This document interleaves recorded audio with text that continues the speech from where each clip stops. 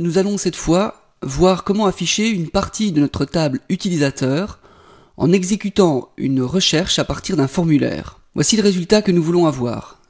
Nous allons avoir deux fichiers PHP, formulaire recherche PHP, et le second fichier sera le résultat de notre recherche qui s'affichera grâce au fichier recherche PHP. Je vais lancer donc mon formulaire de recherche.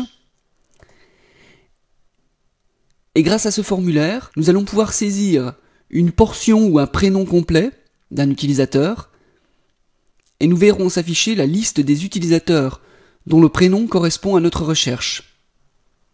Alors dans ma base de données, j'ai auparavant ajouté un certain nombre d'utilisateurs portant le même prénom. Comme vous pouvez le constater ici, dans ma table utilisateur, j'ai plusieurs Cyril et j'ai plusieurs Sophie. Je vais donc rechercher les utilisateurs dont le prénom est Sophie.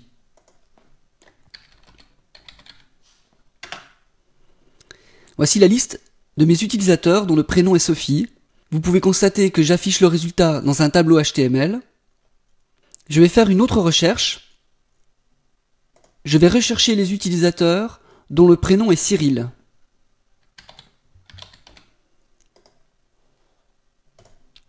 Alors vous pouvez constater que j'ai deux Cyril IL et un Cyril I2LE. Nous allons voir dans notre script PHP comment j'ai pu réaliser ceci. Et puis en troisième exemple d'utilisation, je vais rechercher un utilisateur avec le prénom Pierre. Alors maintenant, allons étudier le code PHP qui m'a permis de réaliser ces deux pages. J'ai dans un premier temps mon formulaire PHP comme celui que nous avions déjà réalisé auparavant. Mon formulaire est redirigé vers le script recherche.php et j'ai donc un champ de saisie qui porte le nom de prénom. Mon script recherche PHP, alors celui-ci débute comme les scripts que nous avons vus auparavant, c'est-à-dire les scripts me permettant de me connecter à ma base de données.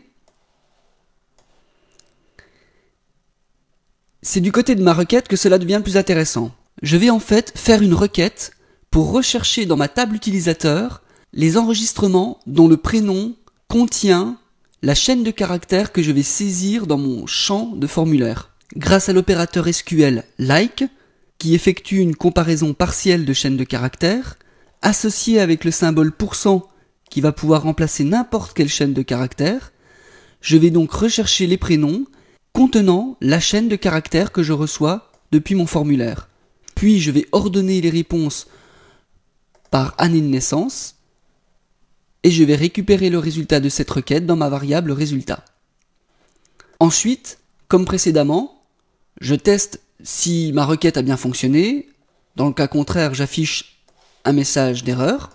Si ma requête a bien fonctionné, je vais donc exécuter tout ce bloc d'instructions-ci. Et dans ce bloc d'instructions, je commence par insérer un titre H1 HTML. Vous constaterez que j'ai rajouté ici anti/n qui va me permettre d'écrire dans mon fichier HTML en sautant à la ligne de manière à avoir un fichier HTML beaucoup plus lisible.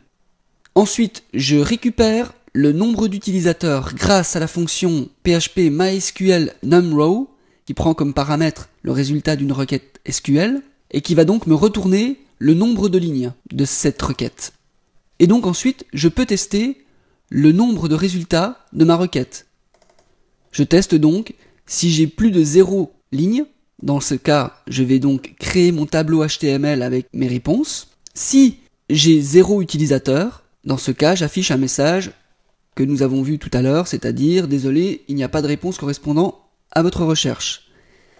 Dans le cas où j'ai au moins un utilisateur correspondant à ma recherche, je vais donc créer mon tableau HTML.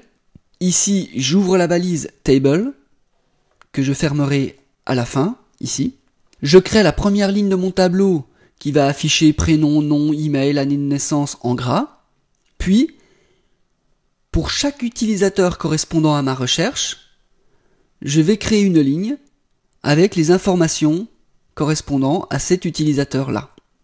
Regardons maintenant le code HTML généré par mon script PHP suite à une requête. Je vais réexécuter une requête dont je sais qu'il y aura des réponses.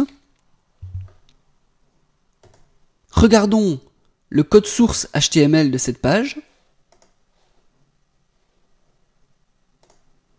Vous constatez que mon code source est beaucoup plus clair que les précédents, grâce à mes sauts à la ligne. Chaque balise est à une ligne spécifique.